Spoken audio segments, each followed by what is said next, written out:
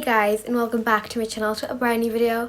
So today's video is going to be discussing guilt and comparison. So I know that many people will be messaging me or commenting on how I deal with guilt and how I deal with comparing myself to people. So let's begin with comparison, because I feel like that is the main thing that I personally struggled with extremely. Obviously I struggled extremely much with guilt because I think like everyone does, but like the comparison worked hand in hand with the guilt. Comparing myself to people, I do it all the time, to be honest. It's the reason I couldn't even go to school properly, because I would compare myself to every single person there. But then I started also comparing my meals to people, so it's not just like comparing your body to people. But now I feel like I'm able to accept that I need to eat more than other people. I'm still a bit struggling with the comparing bodies, because I mean it's something that I think pretty much everyone does now because of social media, just going out and about. I think pretty much everyone compares bodies. Even people who don't have EDs, everyone still compares, and it's sad, and we shouldn't do it, but it's something that we do because of society. And we shouldn't have to though, because we should accept that everyone is different and everyone has different bodies, and your body does not tell you your value or your worth. Your body is literally just a shell. And it sounds extremely cringy, but it is what, like, I can't believe I'm saying this, but it's inside that counts. Your personality and how you portray yourself to people and how you act around people. It's the actions that you do that makes you, not your body. No one really cares about your body, and the main person though that cares about your body is probably yourself. And when it comes to food, that's like something that I know that I've got a lot of requests on through like DMs and stuff, asking how I can put up with the guilt of knowing that I eat more than other people. And the reason for that is, during the beginning of my recovery, I would compare myself to every single meal that my mother, my dad, anyone, if I was surrounded by people who were eating, I would focus obviously on my meal because it's something that I do still do, unfortunately, but I would focus on everyone else's as well and see what every little person would eat around me. And I wouldn't eat more than them because I would be worried that, oh, I've ate too much.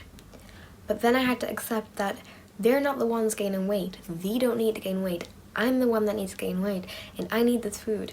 And there's no such thing as too much food. The thing is not enough food, but there's no such thing as too much food in recovery. To them, yeah, fair enough, they're healthy or whatever, and there might be a thing with too much food for them. But to someone in recovery from anorexia or any restrictive eating disorder, there's no such thing as too much food. And then another thing that I also had to deal with was when some of my family was losing weight. I was also, during this time, I was like sticking to what they're kind of eating in a way because I didn't want to go over that. But then I also had to accept that that is a diet for losing weight. So I need more than that, and even more to gain weight. It's more like you have to just accept that, like, you're trying to gain weight. And for comparing yourself to other people in the community, like if you have a recovery Instagram like me and you post on daily or whatever what you eat, and then you might compare it to like, oh well, this person's ate this and that and this. Well, the more you eat, the more you're closer to recovery. The more you're closer to getting your life back. If they're eating less or if they're not eating enough or whatever, then that's their issue. And that's just going to set them back. It might not be their fault, or their eating might be strong, or they might be struggling, but you need to focus on yourself because this is your recovery. It's no one else's. It's your recovery, and whether or not you want to recover, and whether or not you want to get your life back. Because if you don't choose to get your life back, then you're not choosing between being thin. You're choosing between life and death. And there's only one route for anorexia that will ever go, and that is death. As awful as that sounds, it's the truth. And I think that we need to stop comparing our diets to every single person. And same again with comparing that, oh well, that person eats super healthy, so I need to eat super healthy, or that person's vegan, so I need to go vegan, or that person's gluten-free, so I have to go gluten-free. Like, we can't. Just do what is best for you. Like, I'm not gonna sit and eat avocado for no one. Or I'm not gonna go ahead and have veg every single meal, because you know what, I don't want that. Yes, I like some veg, but I don't want it every single meal. Sometimes I just want some burgers and some fries. You need to choose what you want. You've lived your life for a long time now following what your anorexia or ED wants. It's time to listen to you. It's time to listen to your body and your brain, because not only do you have to trust your brain and your body is also trying to trust you. You need to work with it for once. Instead of going against it, and instead of doing any more damage to it, actually work with it. And accept that you need to gain weight, and accept that you need to recover, and accept that the only way that you will gain weight and the only way that you will ever get better and ever fully recover from an ED is food. And you need probably much more food than everyone around you. So on to guilt. So I know that I don't really share everything in my videos, obviously, when I'm guilty, because I try and keep my channel as positive as possible, because I feel like it's important that we stay positive during our recovery stages. Even though how hard it is, I feel like it's so important to try and see the positives of every little thing. And that doesn't mean that I don't go through guilt, or it doesn't mean that I find eating a burger and fries easy all the time, because I don't. I still struggle and I still deal with guilt, but I know for a fact that I can have thoughts, but I don't need to act on them.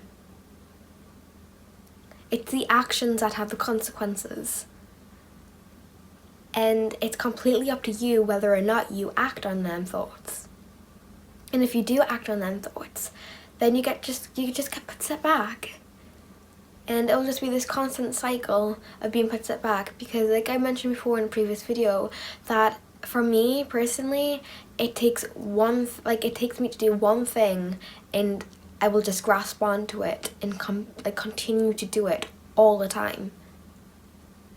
And that's not healthy.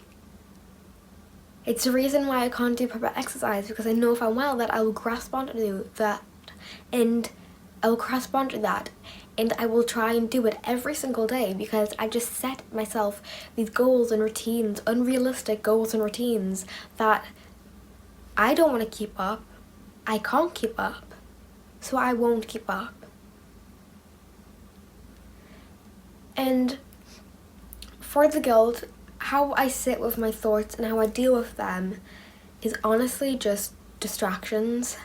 There's nothing else you can do, and although your head might be screaming so much, you need to just move on. And then if you're really struggling with thoughts and you feel like you need to, maybe if you struggle with purging or whatever and you need to get away, then I would say that you go out somewhere, maybe for like a walk or whatever, even if it's just a quick walk, just to clear your head. Just get out there, just stay closest away, it's like the bathroom or whatever you might be doing, or like exercise equipment, whatever. And like, I know that you might be like, oh well, you're working, you're doing exercise, but honestly a walk is so much better than doing like an hour's worth of cardio. And obviously I mentioned previously too, if you watch my Other videos I've mentioned about distractions that are great, so I personally play The Sims, or now I edit videos daily, which is a really good distraction. My Instagram's a great distraction too, if I just want to scroll through there for a bit. It's really encouraging sometimes. Obviously there's also that bad side of the recovery community that's quite toxic, but you try and have to just focus on the good things, and you have to focus on the positives, and you need to understand that if you're having a bad time, then it's just a bad time, and that there will be good times, and you need to focus on them good times. So I hope this video helped you a little bit. Thank you guys so much for watching, and goodbye.